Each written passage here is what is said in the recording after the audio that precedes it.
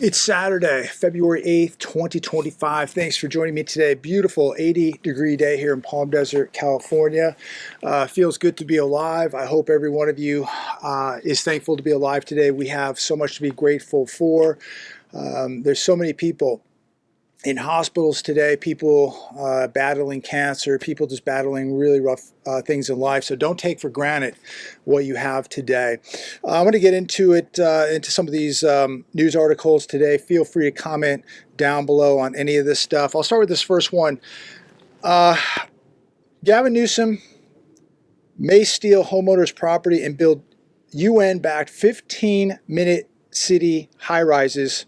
Is this going to come true? I don't know, but this guy is a complete nightmare for the state of California. Newsom, just recently on NBC, talking about organizing a Marshall Plan to reimagine LA 2.0, calling it Smart LA 2028.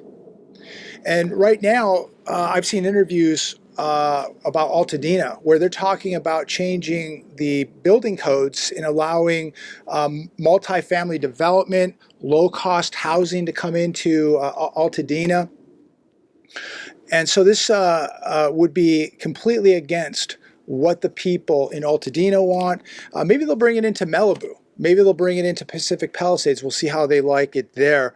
And you know, while this is going on, this governor here, Newsom, just spent $5 billion this year to give health care to people who aren't even from this country. How do you feel about that? And I want to know what's going on in North Carolina, what's going on in Maui, what's going on in East Palestine. And I can tell you right now what I can see, what's happening in Malibu, Pacific Palisades, Altadena. I don't see a whole lot going on. I see him trying to get power back into those cities, but I don't see a lot of dump trucks. I don't see a lot of excavators, bulldozers. I don't see a lot of cleanup going on. It just looks like a disaster like it looked 4 weeks ago. So the nightmare for California continues. Here's another one. Newsom signs $50 million Trump-proofing legislative package. Wasn't this the snake who greeted, not invited, but still showed up and greeted the president begging for billions of dollars? This is going to be a $300 to $500 billion disaster. This snake is the guy that will smile in front of your face, shake your hand, and then stab you in the back as soon as you turn around. He's going to hurt a lot of Californians. He is already hurt millions of people in this state, and he's going to hurt a lot more people. This is what they voted for. And this is what they're getting. Newsom approves $50 million to help migrants boost California's legal defense. So 2 new bills were signed on Friday that would set aside $50 million to protect immigrants and defend the state from potential legal actions by the Trump administration. And I want you to note this. While this is going on, and we're throwing around tens of millions of dollars to protect this state from the administration. While this is all going on, you have thousands of people's homes in Los Angeles that are just sitting in piles of rubble. Nothing's happening. They're just sitting there in piles of rubble while this guy is using our money to protect people who aren't even from this state or from this country, and to defend this state from potential legal action by the administration. How do you feel about this? You okay with this? Especially if you're out there and your house is sitting in a pile of rubble right now, nothing's going on, and this is where the money is going. Billions of dollars going to people to get health care, millions of dollars to protect this state from this administration. I think this administration is looking out more for the people whose homes are in rubble than this governor of this state, my opinion. Here's another one today. Biden spent $10 million in taxpayer funds on transgender mice. How do you feel about that? Are you all beginning to see where all your tax dollars have been going? How do you feel about this? You okay with this? I am a bit livid. It is just so reckless. It's criminal. where our money has gone over the years. But how do you feel about this one? $10 million in taxpayer funds on transgender mice. You okay with this? Just a thought. It doesn't matter if you're right, left, in the middle. I'm just asking all of you. And I know a lot of people think I'm political. Look, I'm just delivering the message here. I'm just pulling this out of every major news source across the globe. So don't kill the messenger here. I'm just reporting the news. Why are you talking about Trump? Who isn't talking about this guy? He's the most famous, talked about person in the entire universe. And I guess I shouldn't talk about him. And if I do, it's political. You know, I'm really sorry. I can't please everybody, but this is just reality. This guy's doing a lot of things, whether you love him, hate him, like the action he's taking, don't like it. This is the most popular figure on planet Earth, and what he is doing is going to affect everybody in this country and beyond. And so we have to talk about it. I don't really consider myself political. I just look at things factual. I look at data. I look at the morality of things, and that's it. Right, left, in the middle, let me know your thoughts. Do you think it's appropriate to be spending $10 million on studying transgender mice? Me personally, I don't. You look at, $20 million to do a Sesame Street show in Iraq? Is that really where our money should be going? While we have vets on the streets of America, homeless everywhere, infrastructure crumbling, do you really think this is where we should be sending taxpayer money? It's absolutely disturbing. How much is too much when it comes to the salaries of the two top educators in New York? Look, is this acceptable to you too? It doesn't matter to me if you're Republican, Democrat, Independent. It doesn't matter. But this week, Sunny Chancellor John King, the largest comprehensive system of public higher education, received a salary hike of $125,000, bringing his pay to $875,000. His housing is also stipend to $15,000 a month. Do we really need somebody in the education system getting this type of money, or $15,000 a month for housing? NYS Education Commissioner Betty Rosa got a $155,000 raise. She's now got a salary of $489,000. Is this appropriate? Are we getting our money's worth, or is New York getting their money's worth? Just a question. Maybe you think you are. Okay, that's great. Maybe you think we're not. But I think we have to really begin to look at this stuff, see where the money's going, where it's flowing to, and are we getting a return on our money? At the end of the day, if you're giving money to somebody, you should be getting something in return, right? Better streets, better infrastructure, better airports, stronger military, safer life. Are we getting anything in return? I don't think we're getting much. The IRS has issued 3.2 million tax refunds this year. Here's the average payment right now. It's still early, but the average payment is $1,928. It's still early in the process.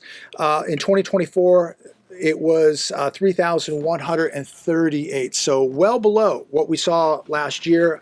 I think the number will come up a bit, but even $3,000 isn't a whole lot. Is that really going to change most people's lives? Probably not, but 1,928 so far this year. We will see where the number ends. More government workers accept Trump administration buyout offer, official says. So right now, the number is 65,000 have signed up. A judge ordered the government to push it back to February 10th. When these people are gone, I will make a bold claim here and say that none of us are going to even notice these non-essential workers gone. We're just not going to notice it. Why? Because most of these jobs are non-essential. And my question is to these people, how are you going to survive in the real world? You work for the government. You didn't have to do much. You had a non-essential job. You got paid well, and you did a lousy job at it, and you didn't appreciate it. You're going to find out in the real world.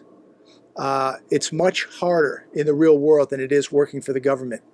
You're going to find out it's not as easy as you thought. Days of work to afford a monthly mortgage by state. This on the Hedge today. If you get a minute, check this one out. Very interesting. I'm not going to go through the whole thing, but just a couple of the top states here. Hawaii, you would need to work 33 days a month to afford the average mortgage. This is working at in the median wage of each state with 6% down, with a 30-year mortgage at 5.8%. Try getting a 30-year at 5.8%, and very few people could even put 6% down. But these are very conservative numbers. It's worse than this. But Hawaii, you would need to work 33 days a month to afford the average $6,000 mortgage there. California, you need to work 28 days a month to afford the $5,241 average mortgage. Utah, you have to work 26 days to afford the average mortgage there at $3,834. Idaho, 22 days to afford the average mortgage of $3,183. Nevada, 22 days to afford the average mortgage in Nevada, $3,150. This is unsustainable, ladies and gentlemen, and people are just not going to be able to do this, and they're not doing it. This is why so many people are moving in together, why so many people are forced to rent, why we have so many people homeless, why so many people are sleeping in their cars. This is not going to be sustainable, and we are finding out that it is not. People just can't do this. They just cannot do this. And you know, a lot of people just don't like what's happening right now with what this administration is doing. I hope this administration collapses everything. We need a reset. Things must come crumbling down in order to reset valuations, or people are not going to be able to afford to live. They're not going to be able to afford to feed themselves, let alone live in a house, rent an apartment, drive a car. These numbers are absolutely out of this world. The average person is falling behind month after month after month. This is why half the country doesn't even have $500 saved up. This is why people don't have health care. This is why people are, you know, struggling paycheck to paycheck. 80% of this country, you know, living paycheck to paycheck. This is not the America I grew up in. Things must change. And if they don't, we're going to see some really bad things happen. Things are really going to begin to break. And, you know, again, yesterday I mentioned that it's a good time to go add extra food and water.